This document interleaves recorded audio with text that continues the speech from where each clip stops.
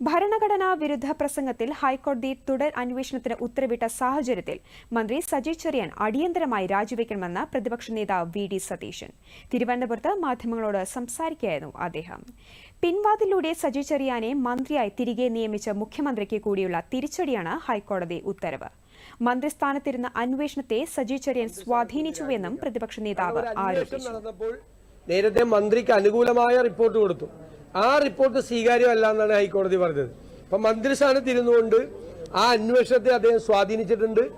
ഇനിയും അന്വേഷണം പ്രഹസനമായി മാറും. അതുകൊണ്ട് അടിയന്തരമായി ഗുരുതരമായ ഈ പരാമർശത്തിന്റെയും കോടതി വിധിയുടെയും പശ്ചാത്തലത്തിൽ സജി ചെറിയാൻ മന്ത്രിസ്ഥാനം രാജിവെക്കണം, അല്ലെങ്കിൽ ബഹുമാനപ്പെട്ട മുഖ്യമന്ത്രി അദ്ദേഹത്തെ മന്ത്രിസഭയിൽ നിന്ന് പുറത്താക്കണം. നിങ്ങൾക്കറിയാം, വിചാരധാര എന്ന ഗോൾവാർക്കറിന്റെ പുസ്തകത്തിൽ ഒരു പാരഗ്രാഫ് അങ്ങനെ തന്നെയാണ് മലയാളത്തിലേക്ക് ട്രാൻസ്ലേറ്റ് ചെയ്ത് സജി ചെറിയാൻ ആ ഭരണഘടനാ വിരുദ്ധ പരാമർശം നടത്തിയത്. നമ്മുടെ ഭരണഘടന മറ്റുള്ളവരുടെ ഭരണഘടനയുടെ കോപ്പിയടിയാണെന്നും നമുക്ക് സ്വന്തമായിട്ടില്ല എന്നൊക്കെ പറഞ്ഞ് ഭരണഘടന കുന്തമാണ്, കുടച്ചക്രമാണ് എന്നെല്ലാം പറഞ്ഞുള്ള മോശം പരാമർശമാണ്.